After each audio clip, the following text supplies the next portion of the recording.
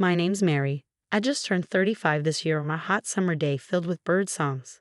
I was called into my boss's office, who also happens to be my mom.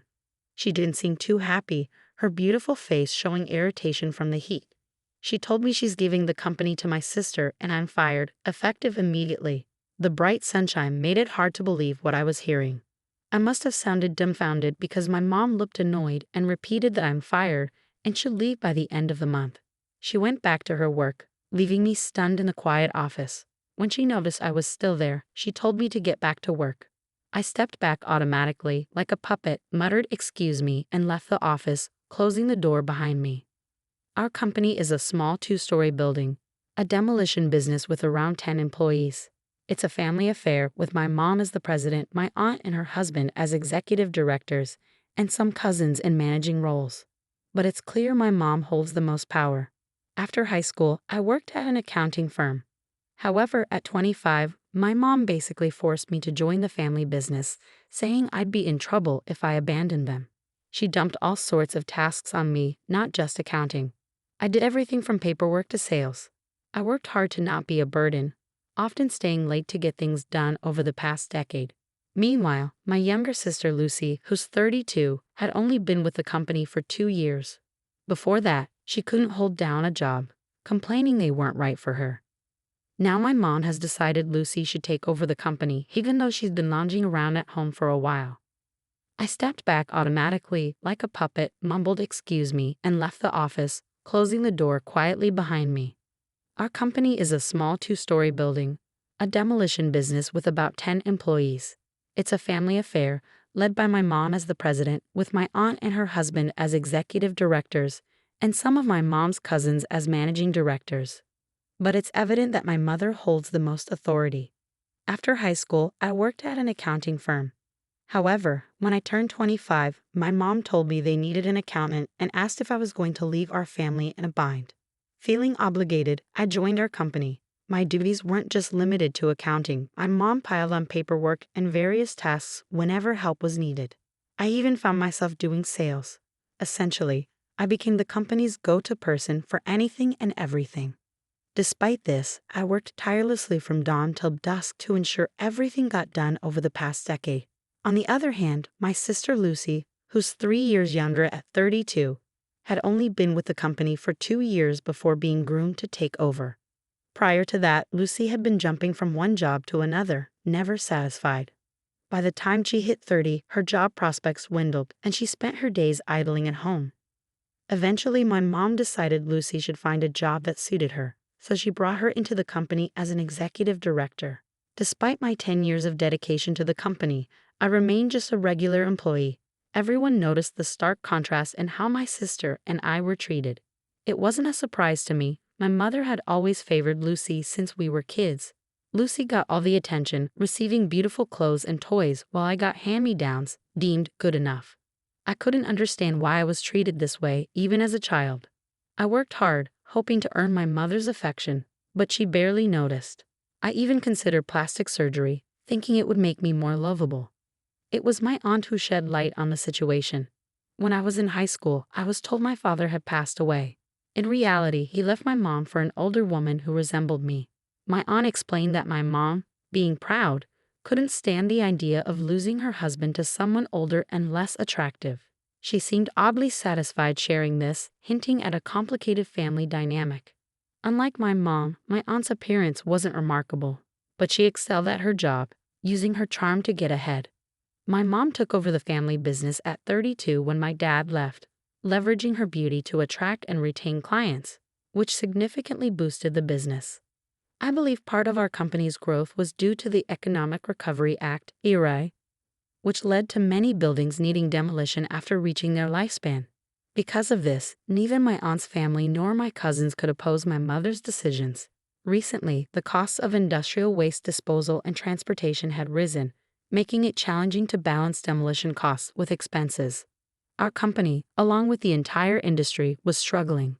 It was even difficult to pay our employees each month during these tough times. When my younger sister joined as an executive director, I wondered how we would manage her salary.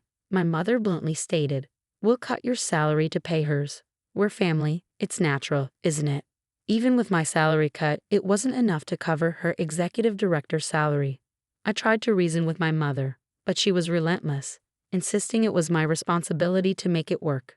I tentatively suggested that Lucy start as a regular employee, but my mother fiercely rebuked me, saying it wasn't my place to interfere. Despite all this, we were all living under the same roof. Lucy didn't contribute financially to the household, whereas I contributed $1,500 every month.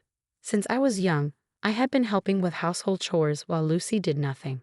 She would even ask me if dinner was ready when I was working overtime. When I suggested she make her own dinner, she claimed she didn't know how and used past incidents as excuses. Lucy never cleaned up after herself and held grudges against me. I often had to come home reluctantly to prepare dinner before heading back to the office to work more. My mother rarely cooked, even when I prepared meals. She often opted to eat out instead. With my mother frequently dining out for business with Lucy, my cooking duties lessened. However, the increase in entertainment expenses posed a new challenge. My mother, now 63, began complaining more about her aches and the effects of heavy drinking. It was during this time that I was called into the CEO's office and informed that the company would be handed over to Lucy. My dismissal came with a blunt remark about my lack of attractiveness. While I could understand the decision to pass the company to Lucy, given my mother's past actions, I couldn't accept being fired based on my appearance. Consulting my aunt, I learned that the news of Lucy's promotion had spread among the employees, but my termination came as a surprise. After some thought, my aunt speculated that Lucy may have been expressing discontent behind the scenes, feeling overshadowed by my willingness to help. Despite this, Lucy's incompetence in her role was undeniable.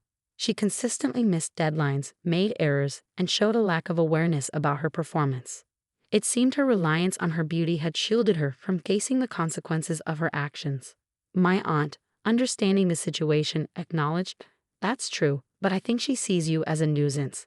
Continuing on, she lamented, "But I never thought they would fire you. Without you, the company won't be able to function." She sighed, troubled, but refrained from arguing with my mother, knowing it would be futile. I felt disgusted to be related to such an unreliable aunt. "Basically, I'm hated by both my mother and my sister, right?" I said in a dark voice. My aunt, unsure of what to say, responded, "Well, my sister is indeed terrible. But don't you think you'd be better off working somewhere else, given all the skills you have? It's a waste to stay here." She suggested I quit, her faintly kind words offering a glimmer of kinship. Standing in the car, bathed in the red glow of the summer twilight, I stared blankly at the distant horizon and felt a sense of release. Maybe it's okay now, I thought. Turning to my aunt, I said, "You're right," with a broad smile on my face. It was the first time since joining the company that I had smiled so genuinely. My aunt, puzzled by my sudden change in demeanor, returned a somewhat sorrowful smile. As I busied myself creating handover documents and sorting out files, the end of the month, when I planned to resign, came quickly. When I arrived at the CEO's office on my last day, the sound of birds was no longer audible, and my mother and sister were engrossed in conversation. They laughed heartily, oblivious to my presence. Clearing my throat, they finally turned to me. My sister looked at me curiously and said, "What's up?" "If it's about dinner tonight, we don't need it," I announced. "I'm resigning today. Thank you for everything." My sister, surprised, responded, "Oh, is it today?" I chuckled again, feeling a sense of relief knowing I wouldn't have to endure their presence anymore. "I'm also moving out of the house, so please take care of yourselves," I informed them. My mother mechanically responded with a blank expression, "Okay, good work." With that, I closed the door, shutting them out of my life. From inside, I heard my sister remark, "Now we won't have to see that annoying face anymore." In my heart, I whispered, "Just you wait."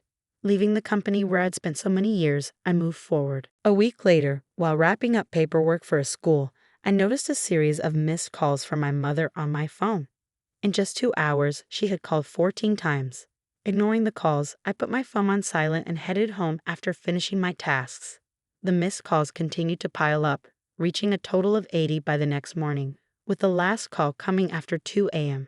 I refused to return her calls. To me, she was now a stranger, and I had no desire to hear her voice. I feared that hearing her voice might weaken my resolve, given the control she had exerted over me for 35 years. Though tempted to block her calls, I decided to let them come through, viewing them as potential evidence of her behavior. Initially, I despised seeing her calls, but over time, I found satisfaction in imagining her frustration with each unanswered attempt to contact me. It became clear just how poorly she had treated me. As a year passed, her calls ceased, and I remained oblivious to her whereabouts.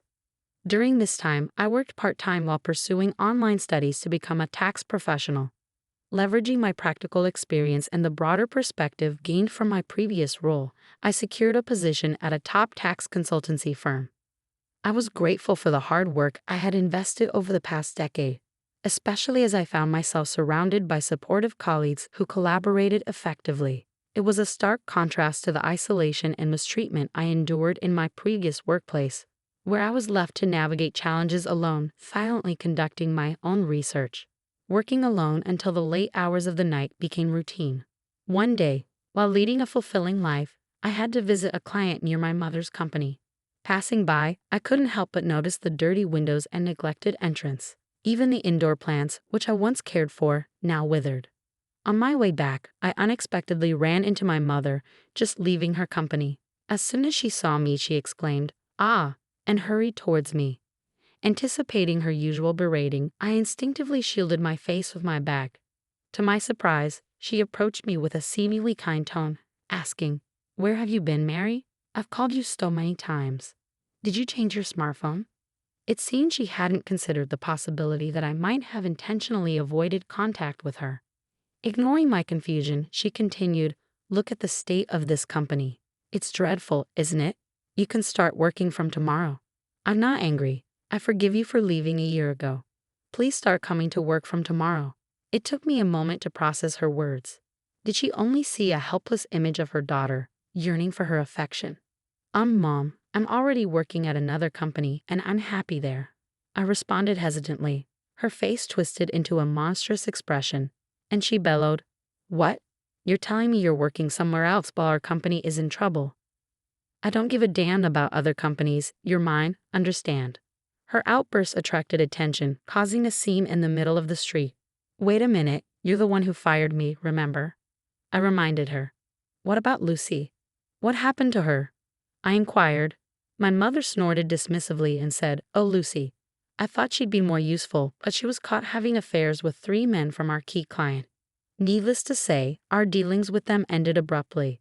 If she had been more careful not to get caught, it would have been manageable. I kept her away from the front office and assigned her clerical work. But she couldn't even clean properly and was utterly incompetent at accounting. Because of her, we couldn't afford to hire someone else." After venting her frustrations, my mother turned to me with a grin. "That's why it's your turn, Mary. Ever since you left, the office has been in shambles. I need you to take responsibility." I had meticulously created a handover manual before leaving and had explained everything to Lucy.